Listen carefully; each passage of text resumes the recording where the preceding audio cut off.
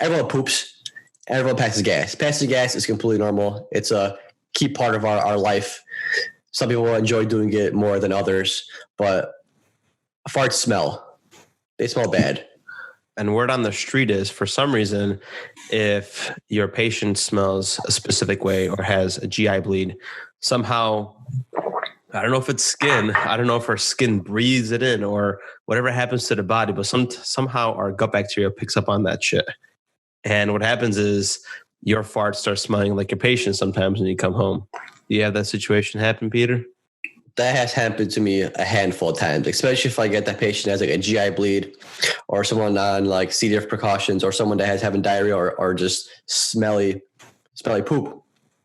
I don't know why, but it just transfers over to me. I'd be walking around, the crib and just pass a little bit of gas. I'm like, damn, dude, that smells like Eugene's shit. Like, why does it smell like that? It smells like a GI bleed. I ain't GI bleeding, but if somebody that just smells just lingers in your intestines and it's just, your farts smell like your patient's farts, or your farts smell like your patient's farts, and you know whose fart that is, or whose smell of fart that is. And you have a nice little telepathic memory, like, mother freaking Eugene, you said, man. Damn, Bob, you ripped a freaking nasty one. Sometimes that even happens from like tube feeds, man. Like, you smell it, you smell the tube feeds, and sometimes that scent is just like so ingrained that like your freaking damn bacteria are producing it, man. It's almost like this.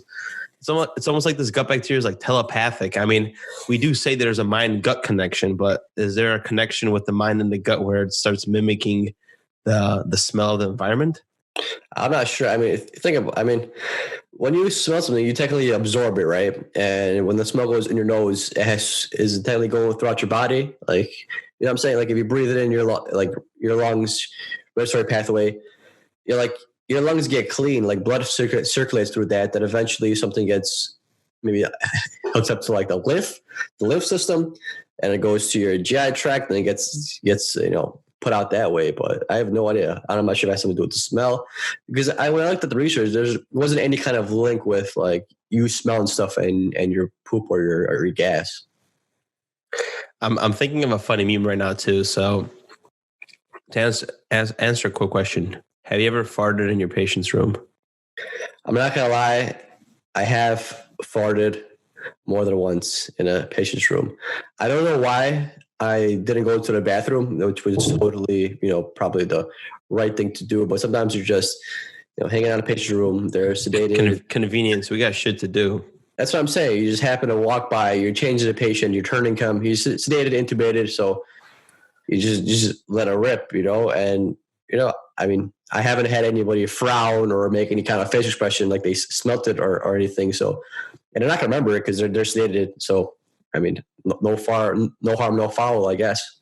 It's true. It's kind of funny too when you're kind of like, as the patients get older, they have less like not that less respect, they just give a shit less about your opinion, and they're always like low key, just let her rip and don't say anything, don't even say sorry. Even my grandpa, man, my freaking grandpa, like we're just like, I'm coming by, chatting with him, just rips one. I look him in the face, he just pretends like nothing ever happened, man. It's funny. Yeah, I wonder that. I don't know how that. Maybe it's like that they fart so often where they're like anal tone or whatever you have. Like maybe just anal tone is poor, where it's just they can't hold it in. It just whatever has to come out, it just comes out, and it's just like it's so natural to them that these farts just keep coming out whenever they want to. It's just like a no big deal anymore because it's just what happens. I really don't know why that happens, man. But there is something that we know that for sure does happen when it comes to the poop phenomenon. That's basically that your body's able to. Ooh, is that mine? No, it's me. Okay. Damn, PD, what a rookie mistake there. But we know that after eating, our like gut bacteria gets like to work to like dissolving this substance. And as it's breaking down nutrition, it's picking up the odors that basically eating specific foods, right, produces specific gases. So mostly these things are odorless, but if you're eating a lot of foods containing sulfur, they will give you a lot of gas. Anything with hydrogen sulfide and ammonia, right? Yeah, so basically your red meats. Your red meats are high in sulfur. They have a lot of sulfur, and they're the ones that cause majority of the gas. And like Matt said, typically food that we eat is going to be odorless, but then if it has sulfur, it's going to have those atomic smells, which is unfortunate, but this is how it works. So a lot of times when people switch diets to like a keto diet, they increase their intake of meat, and that's why their farts tend to smell worse, because they're eating a lot of sulfur containing meats.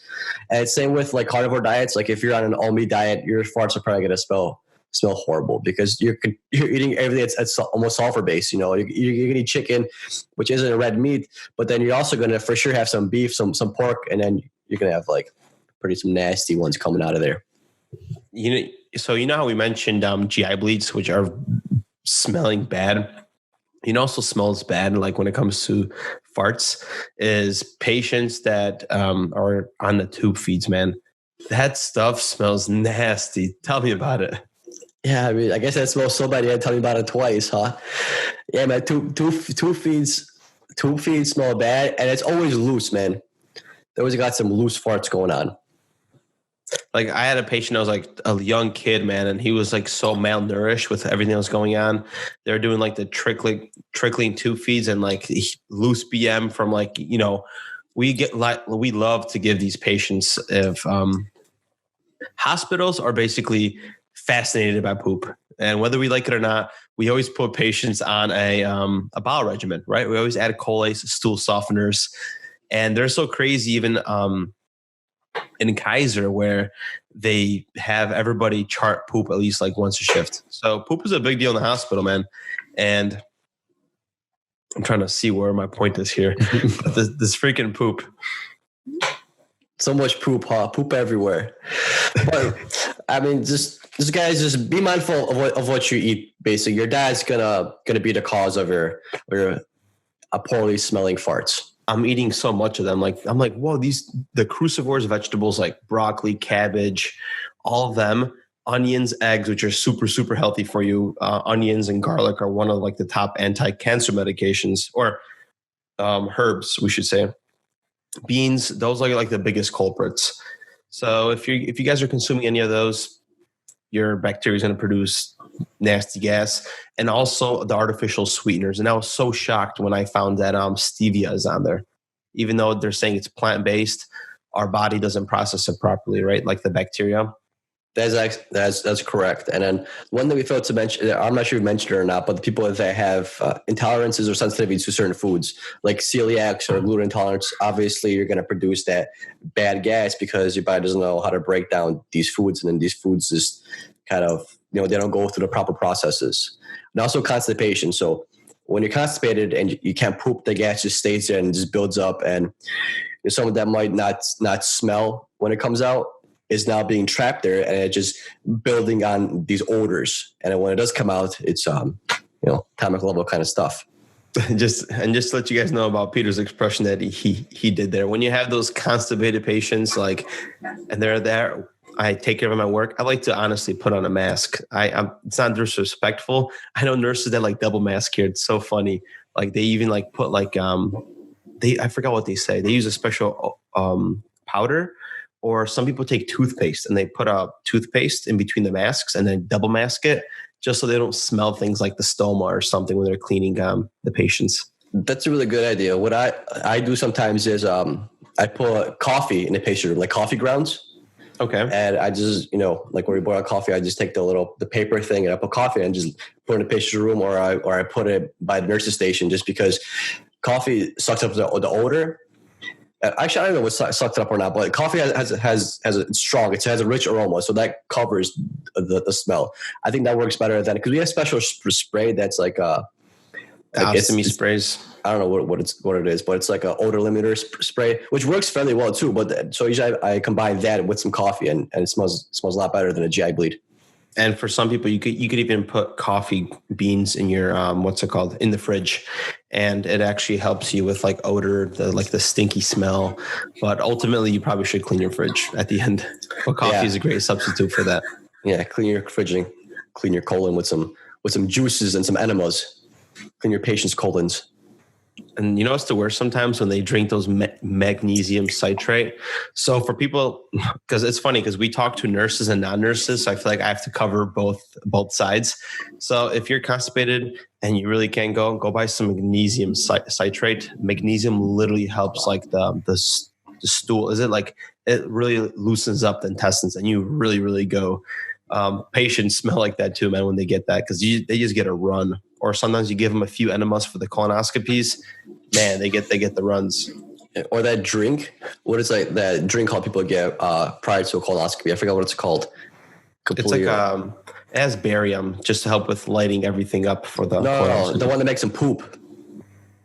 The one that makes them poop. What is that called? I forgot what's it called. I gave it to a patient like a week ago. I'm just blanking out on the name. Yeah, same. Well, in a hospital, when someone needs to go on a procedure like colonoscopy to check for like polyps or maybe possibly a GI bleed, so they need to clean out that colon. They got to clean out those large intestines so like I actually see, so they can scope somebody, go down and see what's actually going on. And you can't do that if you have poop. So we give these patients is like it's like a liter. I think it's a liter or 2 liters. I forgot. It's been a while since I gave one. I think it's 2 liters. I think you give them 1 liter at a time, and they gotta drink it, which literally makes them go all night. Especially when you get a GI bleed and you give them this liquid. Man, you're in for a treat. And the patients usually go like 3-4 times nonstop. Then if you have them on a med surg floor, it gets so much more tedious because unfortunately, I feel like we have to baby patients sometimes in the hospital because of the fall risk. Like we cannot let them do anything. And sometimes the patients are stubborn. They get up, don't care because they got the shits and they could fall. Oh, yeah. And then you got those patients that are intubated, sedated, and you come in and they're like ankle deep in poop. And you're just like, damn, here it goes. And it's like you change it once and then you get them all nice and ready. And then 2 hours later, bang, same thing. If I have someone with a GI bleed and I give them that drink, whatever it's called, they're usually at least going 3 times. And there's so much in there because they're bleeding. So they're breaking down that blood. And plus, their 2Ps are probably off, but they have so much stool there and so much blood where it's just continuous and it's just so much pooling in there. I just thought about, so for some patients that have diarrhea and they have C. diff, sometimes we could put in an FMS, fecal management system, or Flexicil. So I wonder, imagine putting them for the GI bleeds. I know it's probably contraindicated because they're bleeding, it can stuff something in their intestines, but that's actually a pretty good idea to prevent all that flow, man. Well, the thing is I love Flexis, but the thing is that if it's not liquid, it does not work. Like if that stool is somewhat formed, then it's not going to work at all. You're just going to make things worse. It's going to clog it up if it's not liquid. So I'm going to tell you, I'll be the devil's advocate here. I feel like it does work. Nurses don't properly take care of them. So meaning when you have this fecal management system, you're supposed to flush it with 40 cc's of fluid and irrigate it. A lot of nurses don't do that. I had a patient on med surg floor that got brought up with the Flexicil, and I asked the nurse, hey, did you flush it this shift? She's like, no. Well, because she was telling me it's thick. Well then, that's one problem. Second problem, the syringe wasn't even in the room. So who knows how long it's been since it's been irrigated. And then I had to call the ICU to get it tubed up because they didn't even carry them.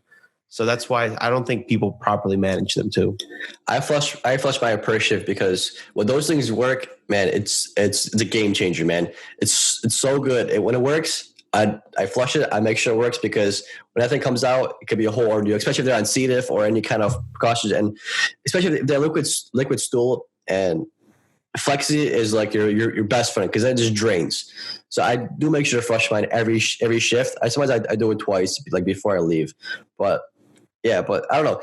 For me, they only worked when it's literally like liquid. Because once they start becoming a little thicker, for me, I don't know why they don't work. They just fall out. Maybe my patients have like poor anal tone, maybe because they're just that sick. But I don't know. For me, if once it gets a little bit formed, it's a no go. There's also a device where, you know how like you could stick something onto the body, you could like connect a little bag with a drainage system and it doesn't go in their butt fully to like inflate it. It goes outside of their butt and you just stick it onto them. But it doesn't really work that well. Yeah. There's also rectal tubes, which if someone's like really, really liquidy and it just keeps going nonstop and a Flexi isn't working, there's a rectal tube that goes in a little further, and it looks like an actual Foley. Have you seen that before? But like, is it the same one where you put on a finger and you stuff it in? I can't believe we're talking about this. So it's the same concept, yeah, but it's just, I don't know how to explain it, but like, you know how you have a flexi where the drainage bag, when it goes down, it's like thicker. It's like maybe like 2 or 3 inches. For the rectal tubes, it's literally like a Foley. The drainage is like a Foley. Yeah, it's like a Foley. It's that thin.